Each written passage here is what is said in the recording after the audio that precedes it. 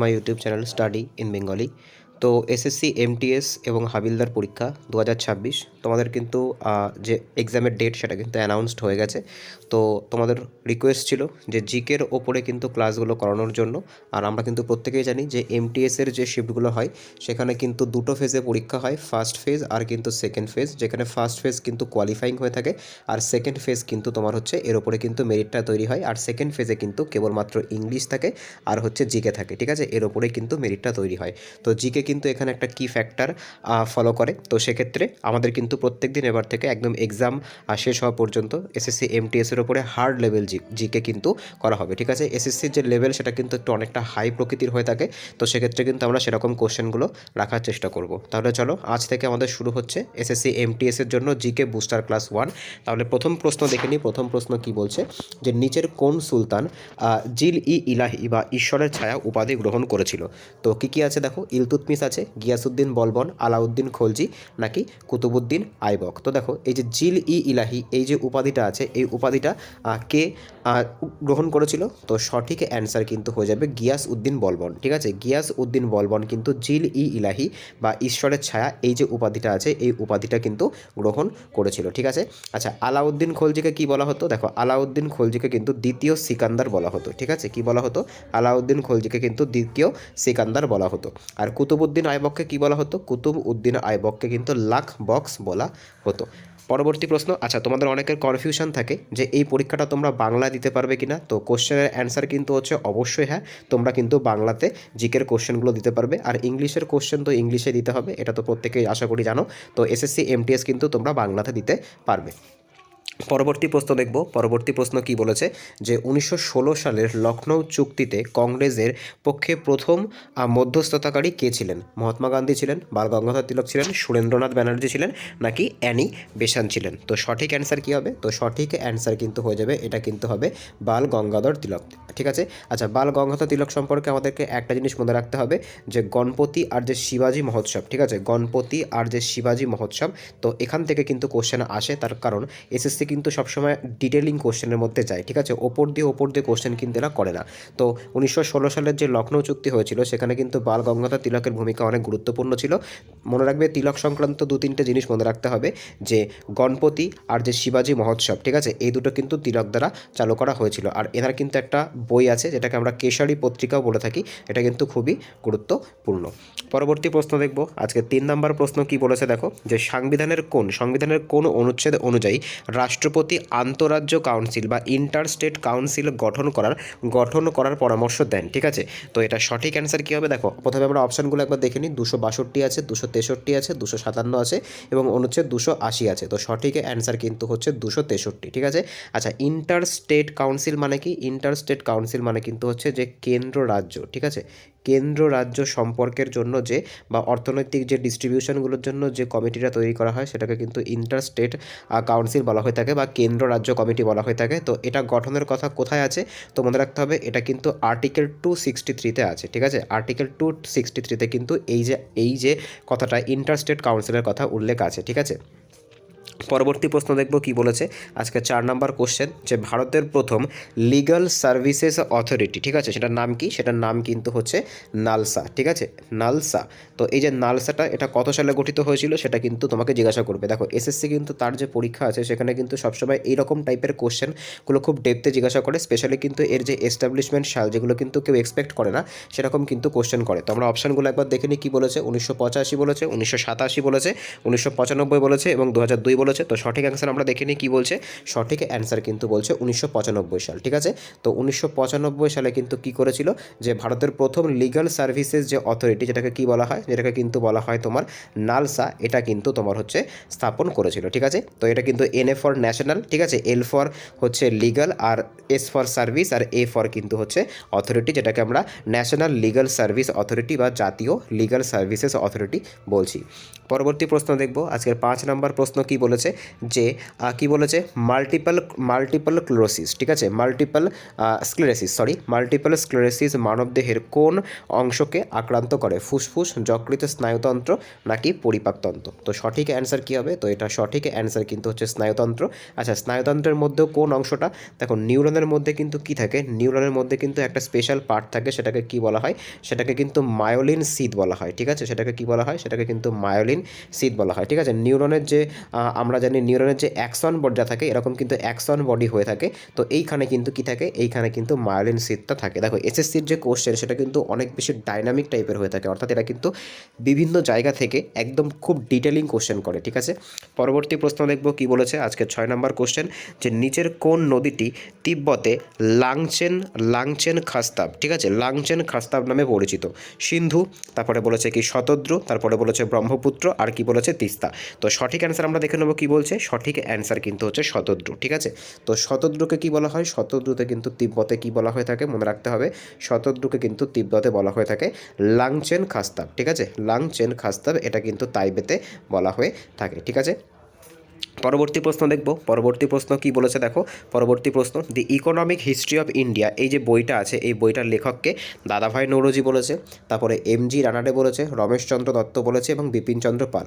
তো সঠিক অ্যান্সার কী হবে? সঠিক অ্যান্সার কিন্তু হয়ে যাবে রমেশচন্দ্র দত্ত, ঠিক আছে, বা আর সি দত্ত কিন্তু এনাকে অনেক সময় বলা হয়ে থাকে আর সি দত্ত বা রমেশচন্দ্র দত্ত। দেখো এই যে বইগুলো আছে, বুকস অ্যান্ড অথর্স যে চ্যাপ্টারটা আছে, বুকস অ্যান্ড অথর্সের যে টপিকটা আছে, এটা কিন্তু এসএসসির একটা ফেভারিট টপিক।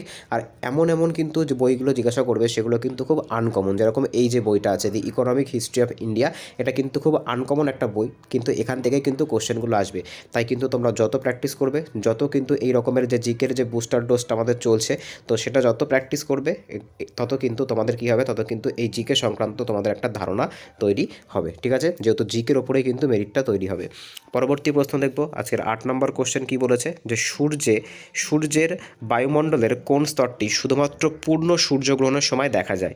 ঠিক আছে, ফটোস্ফিয়ার, ক্রোমোস্ফিয়ার, তারপরে কি বলেছে কোর নাকি করোনা? তো সঠিক অ্যান্সার কী হবে? সঠিক অ্যান্সার কিন্তু হচ্ছে করোনা, ঠিক আছে।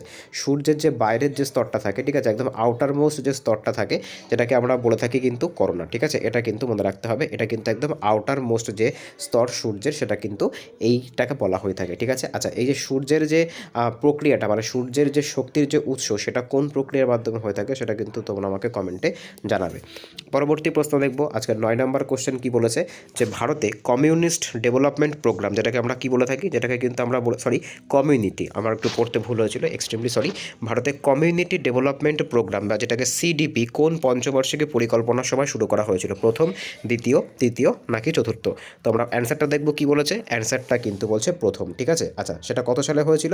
দেখো প্রথমে তো আমাদের অ্যান্সারটা এটা করতে হবে যে ফার্স্ট 5 ইয়ার প্ল্যান, এটা কিন্তু 1900 কত সাল থেকে চলেছিল? 51 সাল থেকে শুরু হয়ে কিন্তু এটা 1956 সাল পর্যন্ত চলেছিল। আচ্ছা, এটা কোন মডেল অনুসারে হয়েছিল? তো মনে রাখতে হবে এটা কিন্তু হ্যারাড ডোমার মডেল অনুসারে হয়েছিল।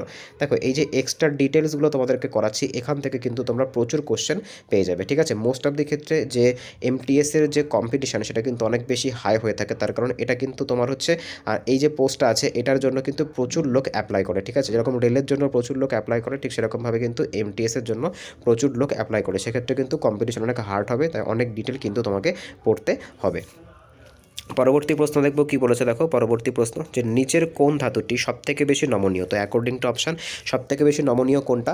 তো সঠিক অ্যান্সার কিন্তু হচ্ছে গোল্ড, ঠিক আছে, গোল্ড কিন্তু হচ্ছে সবথেকে বেশি নমনীয়, ঠিক আছে। আচ্ছা, নমনীয় এই যে টার্মটা আছে, এটাকে ইংলিশে কি বলে? তো মনে রাখতে হবে এটাকে কিন্তু বলা হয় ম্যালিয়েবল, ঠিক আছে। অনেক সময় কিন্তু এরকম কোশ্চেনও তোমাদেরকে দিয়ে দিতে পারে। দেখো এখানে কিন্তু ডাকটাইলও বলেছে, ঠিক আছে, তো ডাকটাইল প্লাস হচ্ছে ম্যালিয়েবল দুটোই কিন্তু সঠিক অ্যান্সার হবে।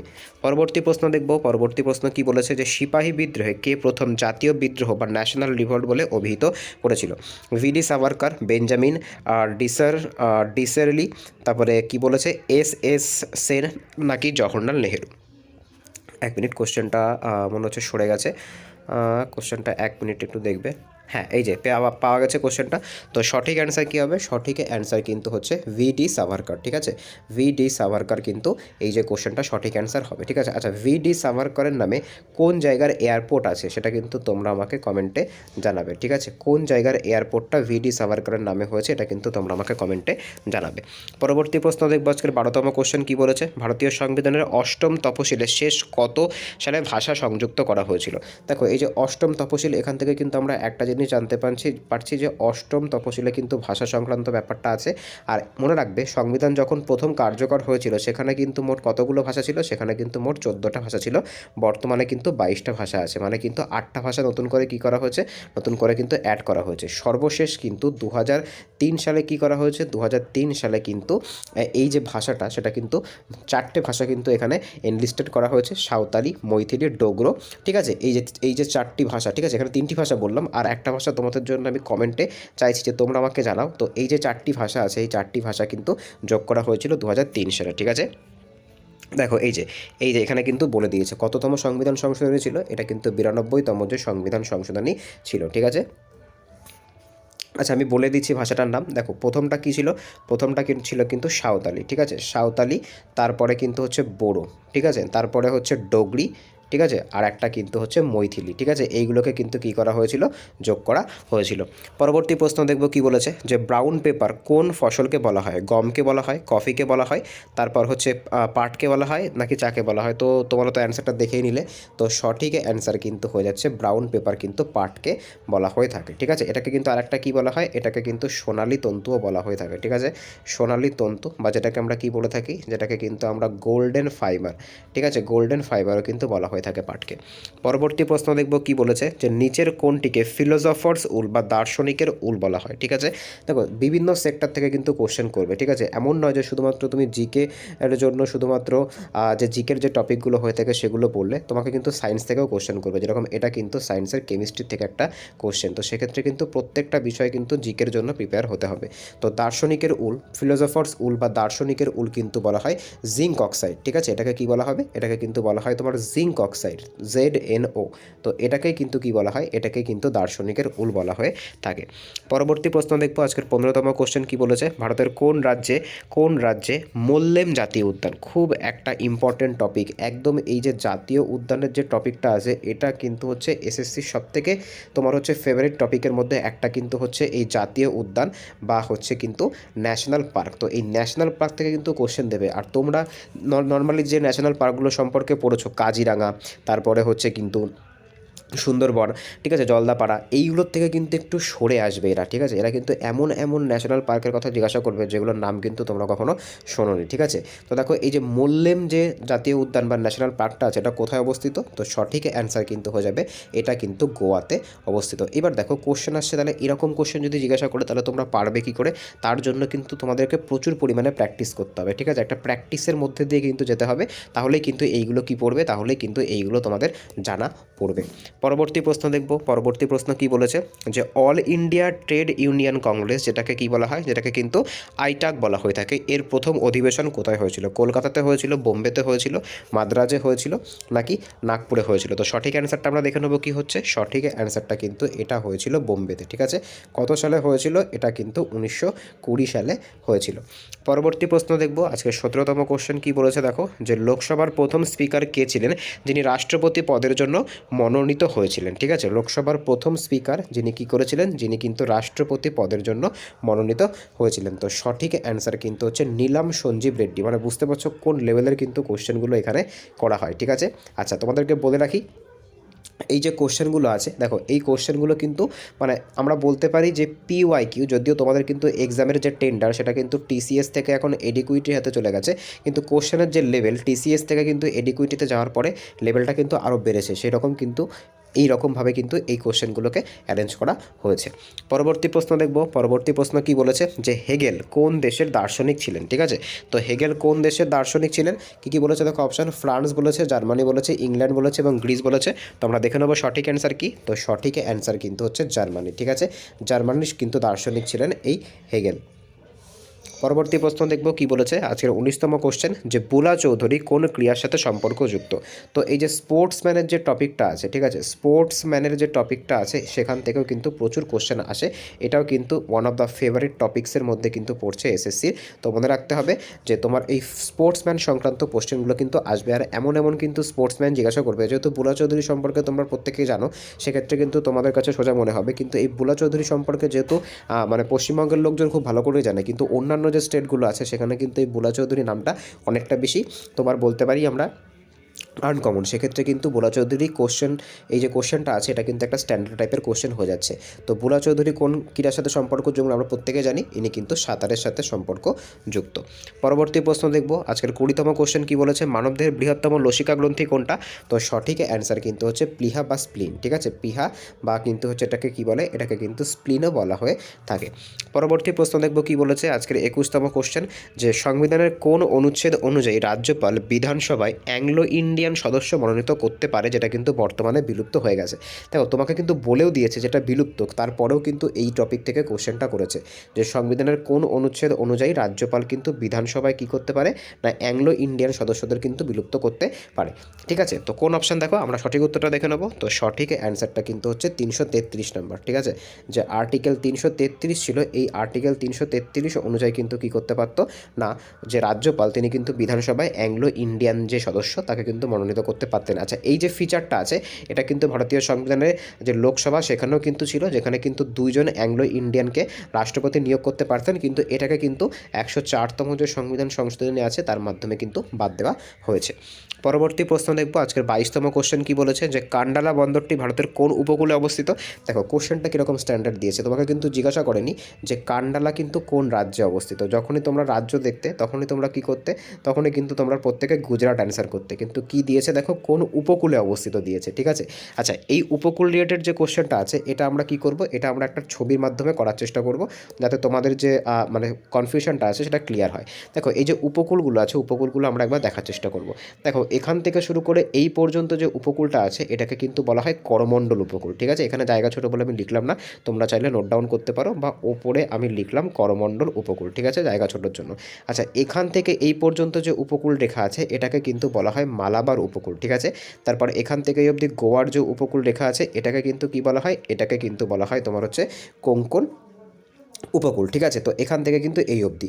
তো দেখো সঠিক, আর এইটাকে কি বলা হয়, এইটাকে কিন্তু বলা হয় কচ্ছ উপসাগর। ঠিক আছে, তো সঠিক অ্যান্সার দেখো, সঠিক অ্যান্সার কি দিয়েছে, সঠিক অ্যান্সার কিন্তু দিয়েছে কচ্ছ উপসাগর। ঠিক আছে, এখানেই কিন্তু কান্ডালাটা অবস্থিত, আর মনে রাখতে হবে কান্ডালাটা কিন্তু এশিয়ার মধ্যে প্রথম সেজ। ঠিক আছে, পরবর্তী প্রশ্ন দেখবো কি বলেছে, পরবর্তী প্রশ্ন, যে অ্যানথ্রাক্স রোগটি কিসের দ্বারা আক্রান্ত হয়।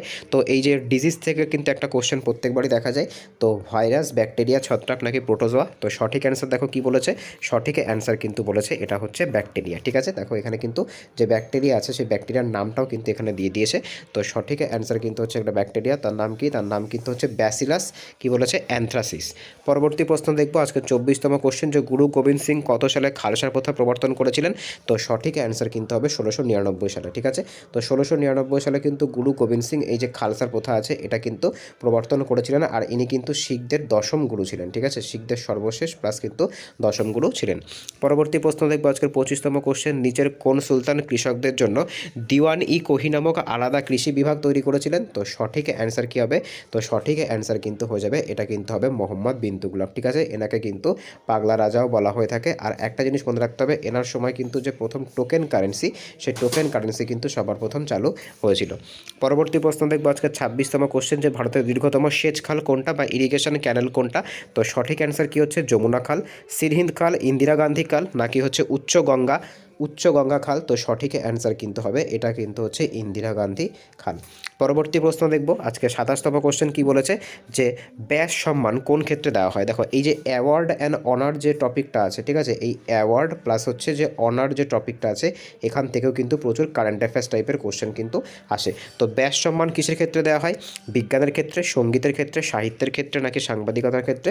তো সঠিক অ্যান্সার কিন্তু হয়ে যাবে এটা কিন্তু তোমার হচ্ছে সাহিত্যের ক্ষেত্রে প্রদান করা হয়। ঠিক আছে, আচ্ছা এর পরদিন থেকে যেহেতু আজকে কিন্তু পুরোপুরি কোরভাবে আমি জিকের ক্লাসে নিয়েছি, এর পরদিন থেকে কিন্তু তোমাদের প্রত্যেকটা যে ক্লাসগুলো হবে সেখানে কিন্তু আমি 10টা করে কারেন্ট অ্যাফেয়ার্স রাখার কিন্তু চেষ্টা করব, যেহেতু তোমাদের এই জিকের মধ্যে কিন্তু কারেন্ট অ্যাফেয়ার্সটাও আসবে। ঠিক আছে, আজকে যেহেতু প্রথম দিনের ক্লাস সেহেতু কিন্তু আমি শুধুমাত্র জিকের ক্লাসটাই এনেছি। পরবর্তী প্রশ্ন দেখব কী বলেছে, দেখো আজকের 28তম কোশ্চেন, যে লোকসভার প্রোটেম স্পিকারকে কে নিয়োগ করতে পারেন। তো সঠিক অ্যান্সার কী হবে? সঠিক অ্যান্সার কিন্তু হচ্ছে রাষ্ট্রপতি। দেখো যখন ইলেকশন হয়, ঠিক আছে, জিনিসটা কিন্তু বুঝতে হবে, যখন ইলেকশন হয় তো ইলেকশনের পর কী হয়, ইলেকশনের সময় কিন্তু যে স্পিকার থাকবে সেই স্পিকারও কিন্তু চেঞ্জ হয়ে যায়। ঠিক আছে, বা স্পিকারের যে পদ সেটা কিন্তু খালি থাকে।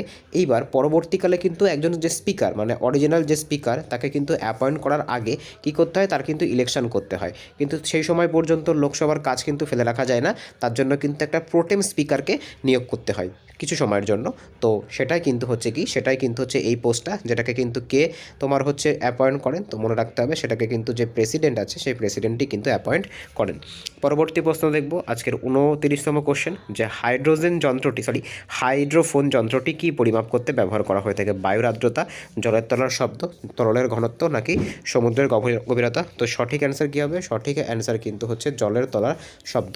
পরবর্তী প্রশ্ন দেখবো আজকে 30তম কোশ্চেন কী বলেছে, লাস্ট কোশ্চেন, যে মারিয়ানা ট্রেঞ্চ প্রশান্ত মহাসাগরের কোন দিকে অবস্থিত। তো সঠিক অ্যান্সার কী হবে? উত্তর পূর্ব দিকে, দক্ষিণ পূর্ব দিকে, পশ্চিম দিকে নাকি পূর্ব দিকে। তো সঠিক অ্যান্সার কী হবে? সঠিক অ্যান্সার কিন্তু হচ্ছে যে মারিয়ানা ট্রেঞ্চ আছে এটা কিন্তু পশ্চিম দিকে অবস্থিত। তো আজকে এই অবধি ছিল। আজকে যেহেতু প্রথম দিনের ক্লাস 30টা কোশ্চেন কিন্তু এনেছি, এর পরদিন থেকে কিন্তু তোমাদের 40টা করে জিকের কোশ্চেন থাকবে আর 10টা করে কিন্তু যে কারেন্ট অ্যাফেয়ার্সের কোশ্চেন থাকবে। তো দেখা হচ্ছে পরের ভিডিওতে, বাই।